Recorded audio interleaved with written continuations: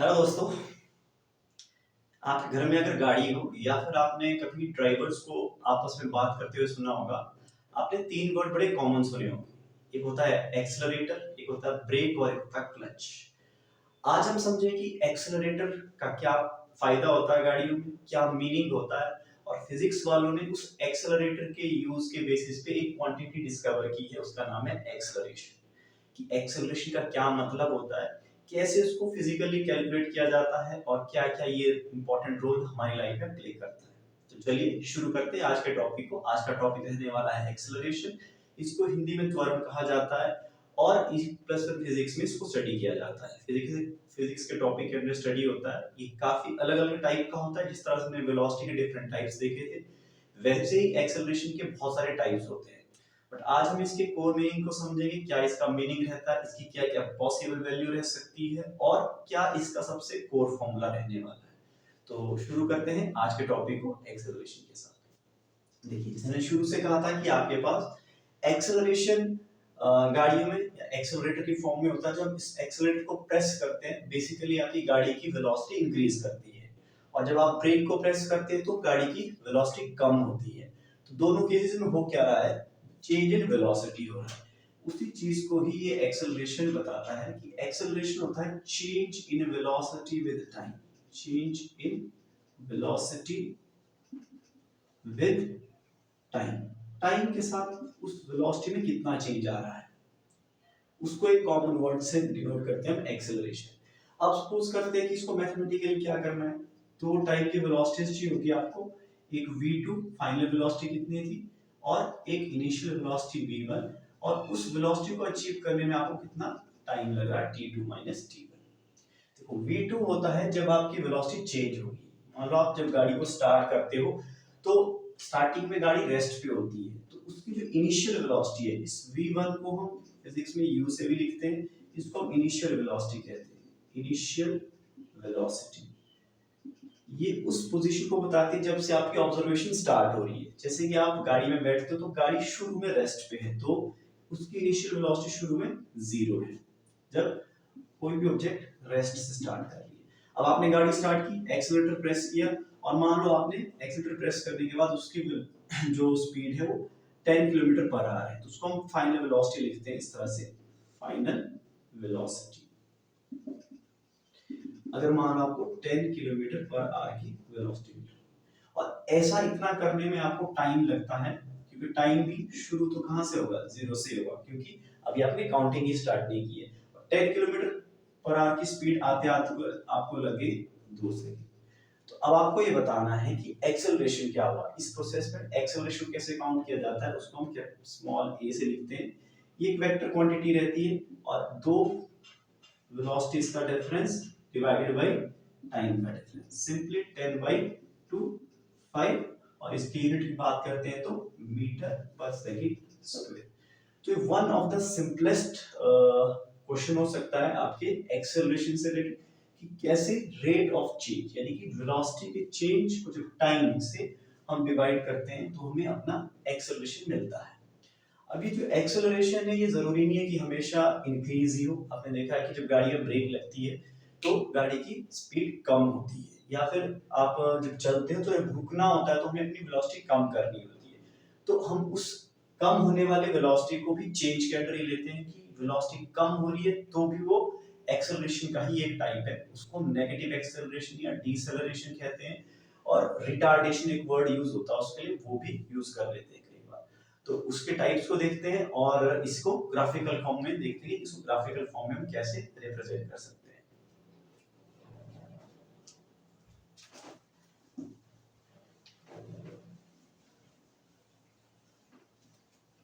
तो पहले डिस्कस करते हैं हम इसके टाइप्स को। ये मेनली कितने तरह का हो सकता है।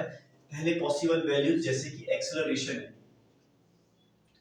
ये पॉजिटिव भी हो सकता है, ये नेगेटिव भी हो सकता है, और ये जीरो भी हो सकता है। तीन पॉसिबिलिटी है इसकी। पॉजिटिव होने का मतलब है वेलोसिटी का इंक्रीज कर देना, इंक्रीज इन वेलोसिटी। आप लगातार ही गाड़ी में बैठ के एक्सेलरेटर को प्रेस कर रहे हो तो हम कहेंगे कि आप पॉजिटिव एक्सेलरेशन के साथ मूव कर रहे हैं। नेगेटिव एक्सेलरेशन का मतलब होगा decrease in velocity, decrease in velocity. इसका डायरेक्ट रिलेशनशिप होता है ब्रेक्स से। जब भी ब्रेक्स अप्लाई होना शुरू हो गए मतलब आप कहते हो कि आपका एक्सेलरेशन कम हो रहा है या नेगेटिव हो रहा है, और इसका क्या किससे मीनिंग है, इसका डायरेक्ट रिलेशन है एक्सेलरेटर से आपके पास। और थर्ड है कि जीरो, ठीक है, जीरो का मतलब है no change in velocity, no change in velocity, कोई वेलोसिटी में चेंज नहीं आ रहा है तो आपका एक्सेलरेशन भी जीरो होगा।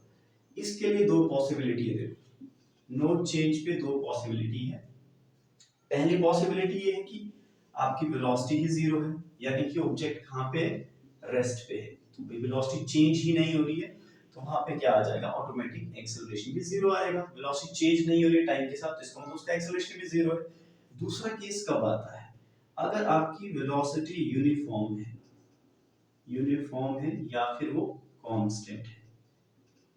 अब यूनिफॉर्म और कांस्टेंट क्या होता है, देखो जब सपोज करो आप गाड़ी के अंदर बैठे हो और आपने एक स्पीड अटेन कर ली 10 किलोमीटर पर आवर की, और अगले t is equal to 10 seconds लगातार आपने वही स्पीड मेंटेन करके रखी। आइडियल केस है 10 सेकंड तक हमें 10 किलोमीटर पर आवर की स्पीड मेंटेन कर रही, कैसे रखी वो आपकी प्रॉब्लम है। बट अगर ये हो रहा है कि 10 सेकंड तक उसकी वेलोसिटी में कोई भी चेंज नहीं आ रहा, तो उन 10 सेकंड के दौरान जो उसका एक्सेलरेशन रहने वाला है वो जीरो रहने वाला है, क्योंकि एक्सेलरेशन बेसिक डेफिनेशन ही बताता है कि change in velocity with time. अगर आप टाइम के साथ वेलोसिटी को चेंज नहीं कर रहे हैं, तो चेंज नहीं मिल रहा है आपको, यानी कि वेलोसिटी कांस्टेंट है, तो हम कहेंगे कि एक्सेलरेशन जीरो है। आई होप आपको क्लियर हो गया। अब ये कुछ नाम की बात करते हैं। पॉजिटिव का मतलब पॉजिटिव एक्सेलरेशन, इसमें कोई अलग से नाम नहीं है, बट इस नेगेटिव एक्सेलरेशन में कुछ अलग अलग नामों से हम जानते हैं इसको। एक वर्ड यूज होता है रिटार्डेशन, रिटार्ड करना, ये रिटार्ड वर्ड से आया हुआ है, या फिर इसको डीसेलरेशन भी कुछ बुक्स लिख देती है, डीसेलरेशन, या फिर इसका नेगेटिव एक्सेलरेशन। ये तीनों वर्ड बेसिकली डिक्रीज को सिग्निफाई करते हैं कि किसी चीज में डिक्रीज हो रहा है, और डिक्रीज किसका होगा, क्योंकि एक्सेलरेशन डिपेंड करता है वेलोसिटी पे। अगर वेलोसिटी टाइम के साथ कम हो रही है तो हम कहेंगे कि ऑब्जेक्ट रिटार्ड हो रही है, रुक रही है, और लास्ट में जाके जीरो हो जा रही है तो वेलोसिटी स्टॉप हो रही है। हम स्टॉपिंग डिस्टेंस निकालेंगे, वो इक्वेशन ऑफ मोशन के अंदर हम स्टडी करेंगे। तो ये कुछ बेसिक मीनिंग है एक्सेलरेशन के, कि एक्सेलरेशन कितने टाइप के हो सकते हैं और क्या इसका स्ट्रक्चर रहने वाला है। तो एक्सेलरेशन के हमारे पास पॉसिबल है, पॉजिटिव भी हो सकता है, नेगेटिव भी हो सकता है, और जीरो भी हो सकता है। और इन्हीं तीन की जो तीन क्वालिटीज होती है, ये वेक्टर क्वांटिटी की खास quantities, these are called vector quantity के ये एक फीचर्स होते हैं। वेक्टर क्वांटिटीज तीनों फॉर्म में एग्जिस्ट करती है, वो जीरो भी हो सकती है, नेगेटिव भी हो सकती है, और पॉजिटिव भी हो सकती है। इसलिए जो एक्सेलरेशन है इसके ऊपर आप हमेशा इस तरह का वेक्टर देखोगे, it is a vector quantity, और इसकी जो डायरेक्शन होती है, जिस तरफ को वेलोसिटी चेंज हो रही होती है उसी तरफ को ही इसकी डायरेक्शन होती है। यानी आपको वेलोसिटी की डायरेक्शन पता है तो आपको एक्सेलरेशन की डायरेक्शन भी जरूर पता होगी। अब कुछ और देखते हैं इसका कि ग्राफिकली एक्सेलरेशन को हम कैसे निकाल सकते हैं। तो कुछ क्वेश्चंस ग्राफ की फॉर्म में पूछे जाते हैं, तो बच्चों ग्राफ में काफी दिक्कत रहती है कि ग्राफिकल क्वेश्चन को हम कैसे सॉल्व करें। तो इसमें जो ग्राफ रहने वाला है, क्योंकि आपका एक्सेलरेशन है वो वेलोसिटी और टाइम पे ही डिपेंडेंट है, इसलिए इसका जो ग्राफ है वो बीटी ग्राफ या वेलोसिटी टाइम ग्राफ रहने वाला है। तो पहले इसका एक्सप्रेशन देखेंगे, फिर एक एग्जांपल की हेल्प से सॉल्व करेंगे हम कि कैसे इसका ग्राफिकल ट्रीटमेंट हो सकता है। सो ग्राफिकली देखते हैं कि एक्सेलरेशन को आप कैसे कैलकुलेट कर सकते हैं। जब भी आपको ग्राफ बनाना है आपके पास दो एक्सिस होना जरूरी है, एक आपका एक्स एक्सिस होता है और एक वाई एक्सिस होता है। इनिशियली आपको दो पैरामीटर सेलेक्ट करने पड़ेंगे। हम देखते हैं कि टाइम को सपोज करते हैं सेकंड्स में, इस एक्सिस पे ले लेते हैं, और इस तरफ को हम वेलोसिटी प्लॉट करते हैं मीटर पर सेकंड में, क्योंकि ये जो एक्सेलरेशन होता है ये बेसिकली होता है v ओवर t, वेलोसिटी की चेंज को बताता है टाइम के साथ।